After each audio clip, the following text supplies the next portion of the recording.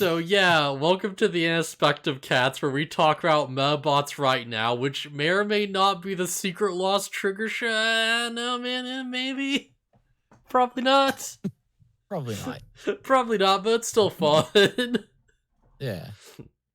So this episode starts with what is clearly a dream sequence of Icky fighting in some kind of big world tournament thing, and he shoots. He has Medaby is being all like, "Oh yeah, yes, master," when he gives her commands and like shoots the enemy Medabot, and it crashes the ground and explodes, and it's like, "Yeah, we're the best." I thought you were Cut to gonna say the reality. episode starts with Icky's mom trying to sleep with him, like literally. No, that happens after the dream.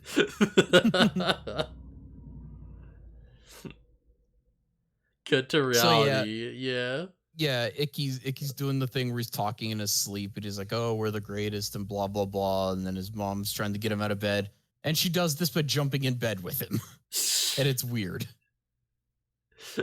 Like, I'm not sure what to think on this, because it's like, alright, first off, it's weird as fuck. The dub does have a good line where she's like, "Oh yeah, yo, if this is how I wake you up, wait till you see what I do and get you to move a finger," or something. And it's like, what? Alright. I think they just made it worse. But it's also like, I don't know how effective this would be. Like, I guess if I was like, because if I was a kid, I'd be like, "Oh, what are you doing? Oh, weird, gross, adult, or whatever." But it's like, I feel like there'd definitely be like kids with a better relationship with their parents where they'd just be like, "Oh, that's comforting," you know? Yeah, I don't know. It's just supposed to be a silly moment. Yeah. But yeah, Icky gets up and he's like, "Wait, where?" It's like he doesn't see Medaby in his room. He's like, "Where is he?" He runs downstairs. Medaby's reading the newspaper with his family. Yeah. I love that Bubby's so hyperactive and just like emotional and crazy, but he's just having coffee with his dad. He's just chilling out. He's Yeah, just so vibing.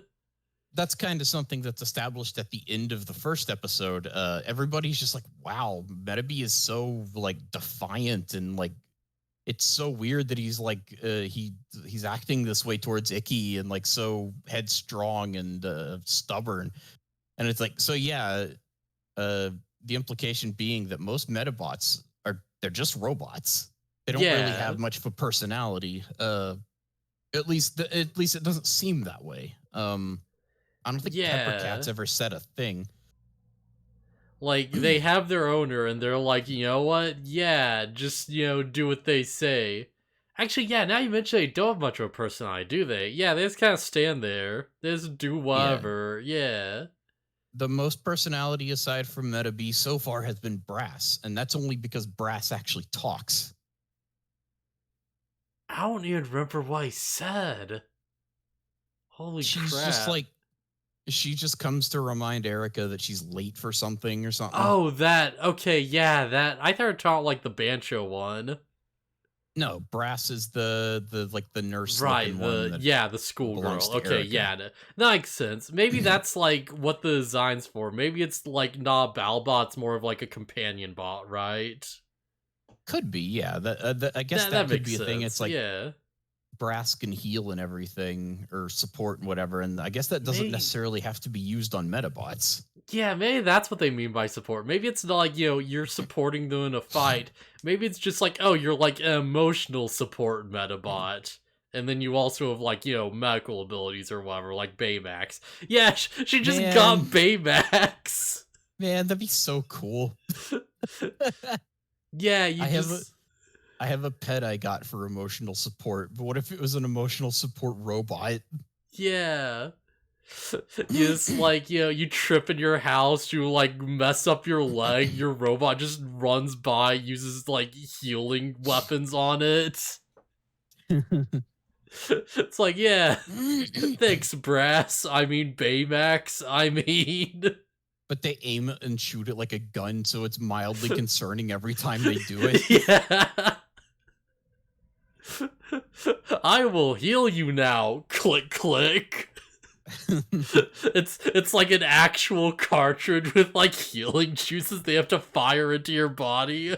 It's like a little like, pressurized dart on their arm with like a syringe. I just realized that I think I'm mixing up Brass and another Medabot who I think is called Nutrinurse. Maybe. I do remember there being like a nurse vaguely. I don't remember what they look like specifically. That's the weird thing, because like I don't remember the names, I know the designs. Because that was my one entry point. Wow, I did remember her name correctly. It is Nutrinurse. Damn. When do we get the chameleon one? Dunno. I mean, it's probably in the show if you remember it from somewhere. Yeah, I remember it being in the game and as like a toy. I'm like, oh yeah, that one's cool. Yeah. That and like the one where it's like the lore buys like a bunch of wires and it's where the freaking death bomber is from. But since we beat that part and we just got it, I can't imagine it'd be that strong, right? Right? Maybe. But yeah, this episode, man, this show is so low stakes. I'm kind of vibing with it. Yeah. Because this entire episode is just like Icky goes and gets like a letter to freaking fight what's her face, Kiki. Well, okay, Hime. so you skip it over like a lot of the episode, but yeah, there's like he goes down and like Medabee's like reading the newspaper and he's like, what are you a Medabot doing reading the newspaper? And Medabee's just like, why not? Like, you're not the boss of me. He's like, yeah, I am. Like, well, no. Listen, Medabee may not. Sorry, go ahead.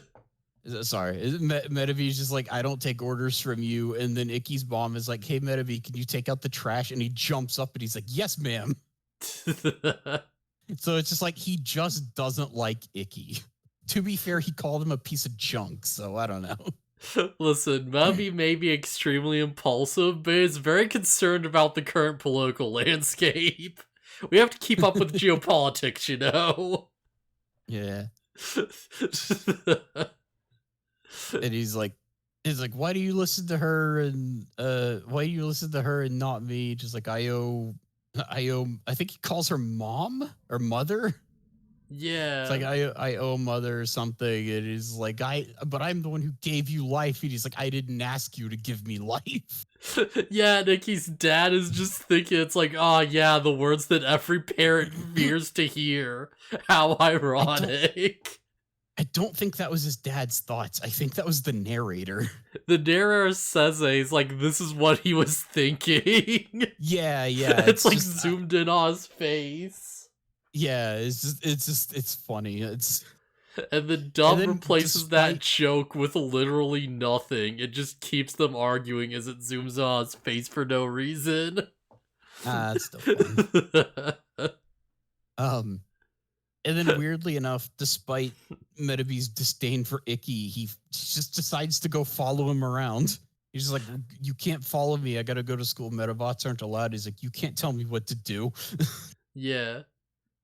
Well, that's my mind. I'm kind of like, I'm disappointed that the dub cut that because I feel like kids will understand that. That'd be a fun joke for kids and adults, you know? Yeah. Oh man, I don't think that would be like too bad to like throw in there. Also, I like Icky's dog, Salty. Yeah, I don't think he showed up too much in the second episode, but he did for a little moment in the first where he's like sniffing at the metal. Yeah, he looked like he was gonna eat the metal. I was very concerned. Yeah. I like the way Salty looks. He's I think he's supposed to be like a Yorkshire Terrier kind of dog or like a Scotty dog or whatever. Yeah, he's just, I don't know, something about like his eye is weird. I love how he looks. As you can see from this like fantastic little image, all the like non-robot characters definitely have a distinct look to them. Yeah. Like, Yeah, weirdly, like, I don't know if there's any connections here or not. I'd have to, like, dig in for this. But, like, it reminds me of, the, like, Digimon OVA short, in, like, the first part of the Digimon movie, with, like, the Jan Agumon. They look like the kids doing oh, that a lot. And I don't oh, know I see. what, yeah. I don't know You if mean it's, like like, how it's there's... you mean how the coloring is like there's like no shading almost. Yeah, the coloring and like the expressions are like weird like that and stuff. And it's like I don't know if there's like a like animator who worked on both of these projects or what, but it's like it feels really similar. Like I have no Yeah. proof, but I can feel it. Yeah. I think it's just that 90s anime look more or less. Um Maybe because I feel like there's other shows in the '90s that didn't feel like this. yeah. But there were a few times like obviously this and like the Digimon OVA and like some parts of like Digimon Adventure were like flat and unshaded a lot of the time. Yeah, I guess what you're talking about. Yeah. Yeah. Also Kagamiyama's face back there is just kind of melting. Yeah. And Iwanoi is just he's just Vegeta. He's just Vegeta. Just why not? I have He's I just have the Vegeta. impression he's gonna be more of a Yajirobe by the end of things. You know what? Nah, he actually does apparently get like something for him to like switch robots and like just upgrade his thing. So I don't know. He probably has a really good episode, I imagine. I really like his upgraded Medabot. I think it's called Crosser Dog. Yeah, yeah, it goes from like Cyan Dog to Crosser Dog, apparently, I remember. But yeah, Yeah. that's a cool one. But yeah, so we have one win for Peppercat. And this episode, we get Peppercat's second fight because freaking Kikohime is just like, hey, Icky, I'm gonna fight you or whatever.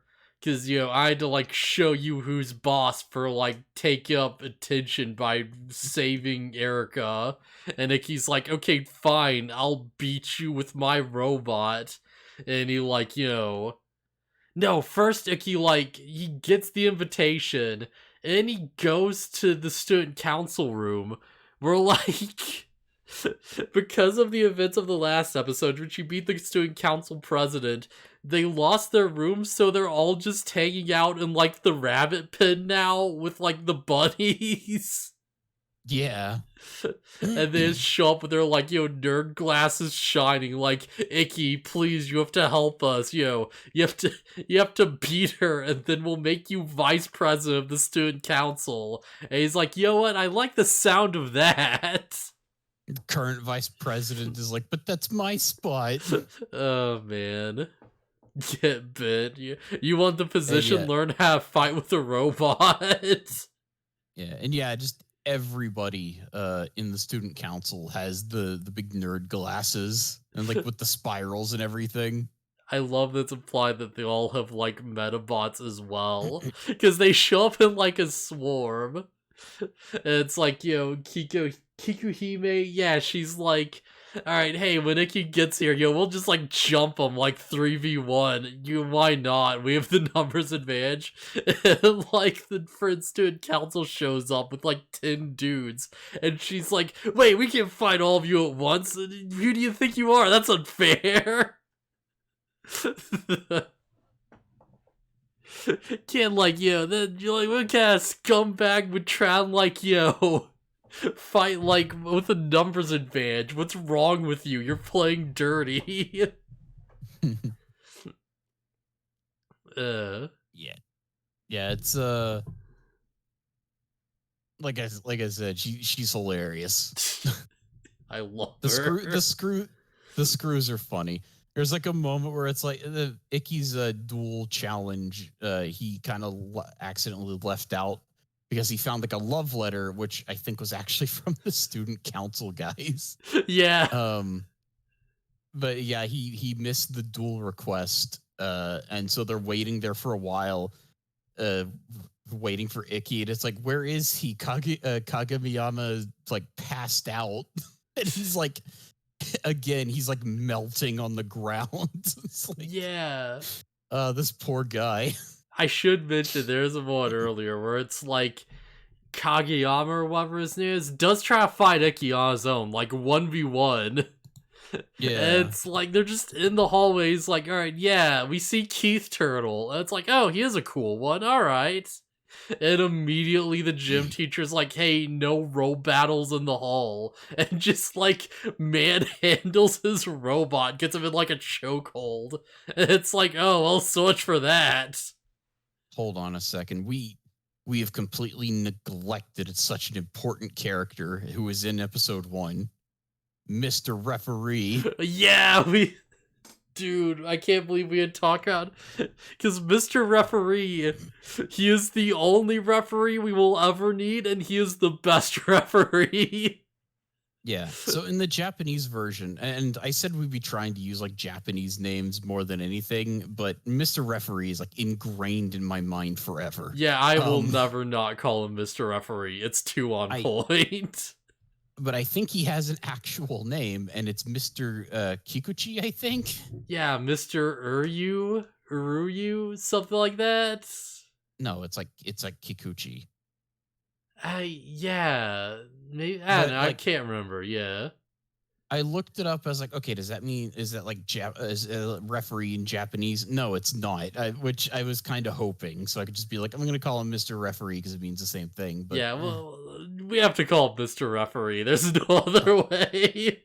Gonna call him Mr. Referee, and he's also hilarious because, as we will see throughout the series, this man will appear out of nowhere at all times. Just if there is a row battle happening, he will be there. He is constantly monitoring the entire town just on the off chance that 2 kids, or a kid in a Yakuza, or a kid in a band show, or maybe even 2 adults try to have a Medabot row battle. Yeah. Or maybe he only appears when kids are fighting? Because jumping ahead a little bit to episode 3, a couple of adults do a row battle, and he doesn't seem to have been there. Yeah, he's not there at first, and when the kids gonna do it, he appears out of the pipe like Mario, and it's great. Yeah, so Mr. Referee is fantastic. I was when it revealed, or when I saw that he had a unique name, and like it's like, okay, he actually has a name. He's not just Mr. Referee originally. I was hoping that every time he appeared, he would call out a different name, implying that there are several of him and they all look the same, kind of like a Nurse Joy kind of thing that Pokemon has. Keep in mind, it wasn't for a while until I think they confirmed that. No, didn't they confirm it early on, actually? I might be crazy. They might have confirmed it really early on. I think there's a season 1 episode of Pokemon where like one of the Nurse Joys is just like, oh yeah, this is all my sisters, and pulls out a photo of a ton of them, and they all look identical. Do you think it's like they all just look like that, or do they all get like, like hair dye to match the look, Like, are they just wearing wigs because it's like the uniform, or is that like actually, I just think it's a goofy anime thing, and they're all sisters. I think Mr. Joy got really, really busy and had a lot of affairs.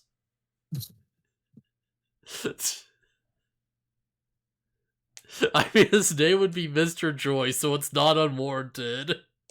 Mr. Joy. Yeah. But yeah, I like the moment where they're about to start their battle, and it's like, all right, begin, and then like nothing's happening, and it's like, wait, why is nothing happening? And then the gym teacher is like, yeah, he's got like Kagemiyama's Medabot in a chokehold. Yeah. Does Mr. Referee not show up for this one, actually? No, he doesn't always show up. Yeah, alright. He could sense that this one was not gonna happen, and he just knew not to appear. He's like, no, this is an official fight. Mr. Referee showed up for the fight outside the school because he could see it happening from like outside of the school. It'd be weird if he was in the school. Why is Mr. Referee so insistent on stalking kids? I'm scared.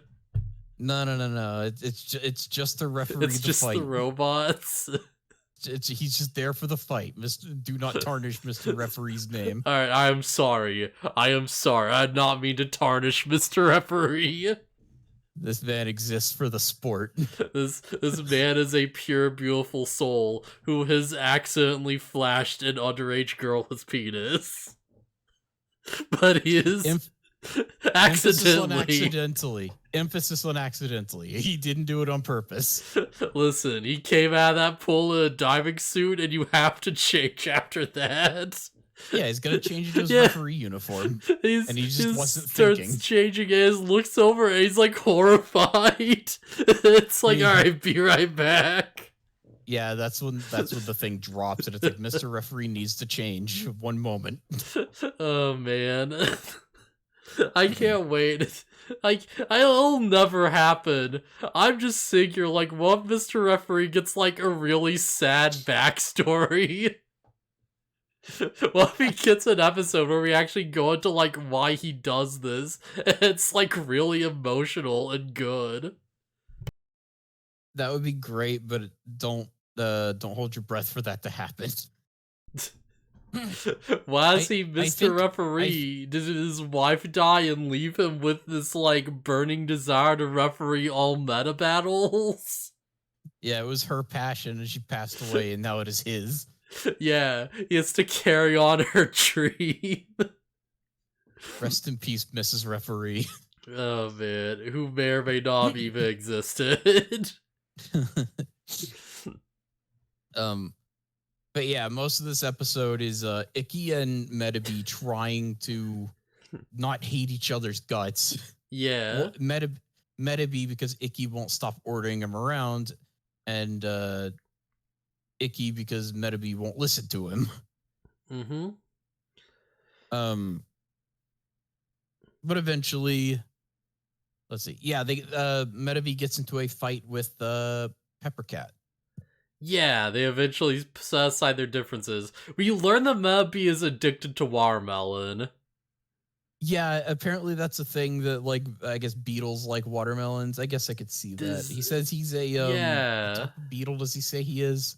Rhinoceros beetle? Yeah, the rhinoceros beetle inside of him.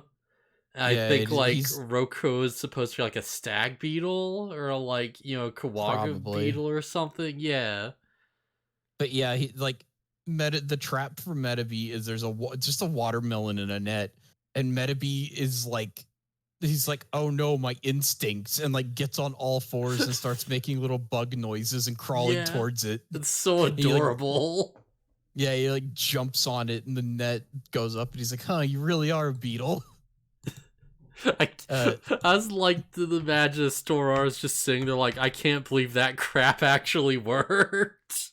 I mean, more or less. He was just like, wow, that worked. Yeah, so it's the store owner who catches him. I wonder why he's so interested in Medabots. In Metal Bee. Metal Bee. I mean, his name is literally a fusion of Metal Beetle. Yeah. So he even says it when he gives him the shell.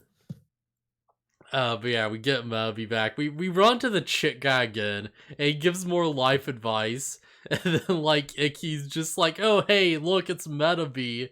And he like, yo, gets the thing, and he's like, hey, listen, yo, Medabots kinda sucks, and I hate him, and he's a worthless piece of garbage, but you know what? You're my worthless piece of garbage, and you're all I've got right now. And Medabots like, oh, you mean it? You need me? Yeah, more or less. The shopkeeper guy is like, oh yeah, wouldn't you want a new medal anyways? And like Icky's like, yeah, I would. His medal is clearly defective. And it's like, oh man. He's like, but he's all I've got. And it's like, okay. I guess. Alright, yeah, sure. It's not quite the Masaru Agumon dynamic, but you know, it's fine. It's not quite Ash crying over Pikachu dying, but you know what? At least they come to an understanding, and that's all that matters. Hey, you know what? It's just saying that Icky accepts Metabee flaws and all. Yeah, fair enough. There you go. That's a good one. Good That might be takeaway. what they were. That might be what they're going for. Oh, man. It's like, alright, come on, Mabby, you have to help me beat up a robot cat. It's like, they get into the freaking fight, and immediately Mabby starts, like, losing, because, like, Pepper Cat's actually really fast and kind of strong. Yeah. Kikuhime has probably been at this for a while, so her and Yeah. Peppercat are actually pretty good. Like, Icky's all smug until he has to actually fight her, and then he's like, oh crap, she's actually kind of good at this. Her, like, hit and run tactics are actually really hard to deal with. Yeah. And it's like, yeah, we get this scene where, like, after a bunch of attacks, Peppercat jumps on Metabee and starts shocking him. And Icky's looking around and is like, what do we do? And he's like, oh, shoot the fountain. And Metabee's like, why should I do that? And he's like, just trust me and do it. Just do it, you idiot. Which, and it's like, okay, yeah, we're doing the thing where it's like he's learning to trust him or whatever. And Yeah, it's like, yeah. okay, yeah, Icky knows what he's doing sometimes.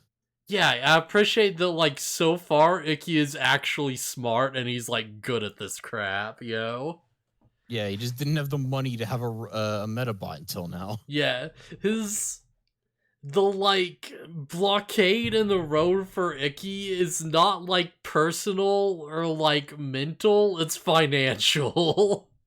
Yeah. But yeah, the water shoots out of the fountain and short circuits Peppercat, and it's like, yeah, the water conducts electricity and short circuited Peppercat or whatever. Yeah, and then you it's can't like, use right, electricity if you're what? Yeah, now blast her with missiles. Just blast her with missiles until she can't move. And he does. They short her out, and he's like, okay, Mabby, now kill her. Yeah, so fortunately, the row battle rules is one side loses when their Medabot can't move. You don't have to destroy the enemy Medabot. Yeah. It's basically like, this is gonna sound weird, but for all intents and purposes, it's kind of like a sports anime. These aren't like fights to the death. It's like, hey, we're getting to a match, and there's an official referee, and what? We're gonna just box each other because I need to do this thing, damn it. And if I beat you, I can save the orphanage or more of the crap. Or in this case, I can save the student council room. Yeah. So it's kind of like a fusion of Pokemon and Digimon. You only have one partner. Yeah. But it also has like a standardized like battle formula. Yeah, that makes sense. Like, characters don't die, they faint. Yeah. Yeah. All right, yeah, exactly. Oh, one other thing is probably important to mention that's fairly plot relevant. Icky cannot take out Metabee's metal. Usually you can remove the metal from a Medabot easily. It just doesn't with Metabee. Yeah, Mabby just refuses, seemingly. Yeah. He refuses and it doesn't auto-eject. Yeah, and when they try to do it, Metabee gets mad and starts opening fire. Did you feel super weird in the scene where, like, Mabby's just in school and he gets angry at Icky and he just starts, like, gunning down at them in the hallway of the elementary school? Not really. It's just played for goofs. I feel like that's kind of terrifying now. That's kind of so absurdly, weirdly dark in hindsight. Yeah, but it wasn't as much of a thing to worry about. Yeah, back in the 90s. And I don't know, I just have that in mind when I'm watching this. Yeah. Also, it's not real. I mean, so, fair enough, but it's just really funny to think about. It's really goofy to think about. It's like to me, it's like Pikachu getting mad at Ash and shocking him. Like, I don't even, it's like, oh, yeah, it's funny. It's like, you start doing this in like a school setting, it gets a bit yikesy. I mean, Uh, I don't know. Maybe if Metabee was like holding a rifle and shooting, like, his or like arms a are rifles. yeah, but that makes it like that puts it in like the weird like sci-fi or like fantasy like z- uh setting or whatever. So it just like whatever. Yeah. If This he thing, had like a realistic gun shooting down the hallway, then it's like, okay, yeah, weird. for a cheapo, child-friendly robot, this thing is surprisingly well armed. Yeah. Just shockingly so. And I'm pretty sure those guns aren't airsoft. Yeah, I kept trying to think, I don't know, maybe they only do damage to Medabots, but it's like, how would that work? Yeah, we see him like shoot wildly and he like blasts a chip into like a random pole Iku's like hiding behind. So it's Yeah. like it's not like he's firing like, you know, little like lead bullets or something. These are like actual rounds. These do real damage. These bullets are real. And they have Yes. to be. And like, it's like they can't be like airsoft or whatever, because an airsoft bullet probably wouldn't hurt a metal robot. Yeah, yeah. And he really messes up some Mel robots in this show. Yeah. Listen, as we all know, the only, like, best robot strategy, the only one that's ever going to be meta, is to have, like, a spinning circular saw on a Roomba. And it's, like, just a spinning metal bar that just rotates at, like, 1,000,000,000 miles per hour, and it just keeps going forever as they move forward. That's what BattleBots taught me. Yeah, the spinny ones with the blades are the best. Spade ones with the blades and the really big flat ones with like a little flipper and they just, you know, get under you and just whoop, you know? Flip. Yeah, Yeah. just knock you over and you just can't get back up. Yeah, the sad reality of BattleBots is it's not very fun because the best ones are like the lamest. Yeah. God, Jared, like, I forget what it's called. There's some sci-fi channel show where it's like, I really wish I'd remember the name. It was, I don't think it was like Balrots or something. It was something weird. But it's like, they basically tried to make like a mecha reality tournament show where it's like, they basically have like these giant, like 8 foot tall, like walking robot frames that are like hooked up to the wall. And they have like, you know, That sounds familiar. yeah, and they had like a person off to the side who would like, you know, literally like do motions with their arms, and the robot would like, you know, follow the motions like real steel style, or like, you know, like Pacific Rim or whatever the crap. Yeah, that sounds familiar, but I couldn't tell you what it was called. Yeah, like they did for real. And it was like, it's so try hard, and I'm so disappointed that it didn't work out. Because there was just like freaking Scorpio was just the most overpowered crap ever. Because it was just, they all had specific, like, you know, weaponry and weaknesses and stuff, as in like different types of fists and different levels of armor. There's one called Scorpio that is like limited armor, but like the fists have like guillotine blades on them, you know? Like just circling around. So every fight, he would just like run in and just keep like cutting at them and like stabbing at the core. And each fight would end with him literally like sawing the other side's robot in half and just watching it just fall over and fail horribly.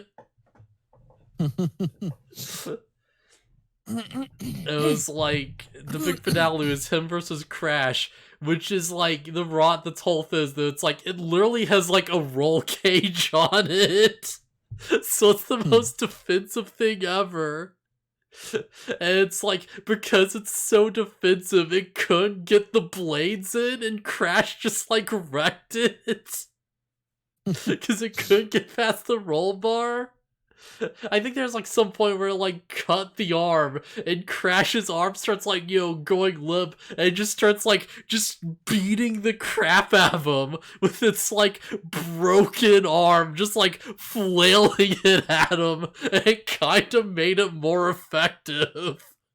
Because it's like literally like just using the like, fact that it's barely hanging on to like swing it with more force. It's like the dumbest crap. It's like, oh, awesome, the two most busted robots won. Love it if the most, like the dude controlling it just kind of put his other arm over there, just pulled the other one off and used it as a club. Yeah. I wish they could. Unfortunately, they don't have, like, grippers. It's like, oh, it's just like, a little stump at the end of a limb, Sorry, what? Hello? You there, Lucky? Hello? Hello? Okay, I can hear you now. Sorry, what'd you say? Hello? Hello? Can you not hear me? Hello? Hello? Oh crap, it's on my end. Alright, we there? Okay, thanks, Discord. Sorry, what were you saying? Be great if the robot whose arm got like mostly chopped off, he just took his other arm, reached over, pulled it off, and used it as a club. Yeah, unfortunately they weren't that advanced. Like, they didn't have actual, like, fingers. They just had, like, little stubs at the end of the hand to punch with. Ah, okay, no holding anything. Yeah, it's just like, oh, you literally just have a thing that you just whap them with, And it's like Scorpio had, like, the blades. There's one that had, like, they had, like, freaking Gatling guns, but they didn't have bullets. It was just a Gatling gun-shaped stub at the end of the arm that they just punched with. I think it got takeout, like, pretty much immediately. It's like, oh, that's lame. That was kind of cool.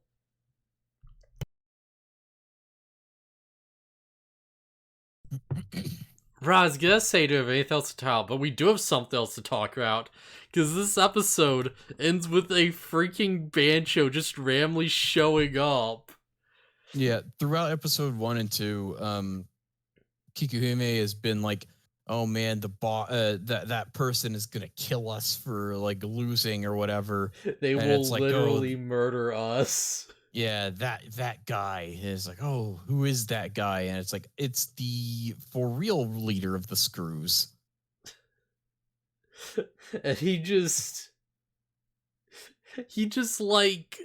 loses so immediately. Yeah, he walks like the sun is setting and he walks in like in shadow and it's like you can't hardly see his face and he's just like, I'll have to defeat you guys for the sake of my gang or whatever. And it's like all right, begin. Mr. Referee shows up and he's like, begin row battle fight, and then Medabots shoots him once and he goes down. I felt like it'd be unfair to not count this as a fight, right? Like, this has to count. It counts. It totally counts. Yeah. Mr. Referee showed up and everything. Yeah. I mean, he was already there, but he still declared it an official battle. I really wish I could have got a good image of this guy before I, like, showed up, because I was too busy getting pictures of the different rots and stuff. But it's like, yeah, this freaking Bancho guy, this is, like, where it's like, okay, like, people from Trigger worked on this, and you can feel it, because this guy feels like a Trigger design. Yeah. He is like, all bulk, he is built like a cylinder, and his head just has, like, no neck. Because there's, like, a collar all the way around, basically. Like, just face always in shadow, always just grinning like the craziest, most cartoony motherfucker. Yeah. It's kind of a bummer that Bankaran here is, apparently terrible. Yeah, I wish Bankaran improves. I want to see the comeback of the Bancho. Who knows? He might show back up. I'm not sure. I love There's this also weapon, or just it's just like he uses spiked knuckles on his hands. yeah.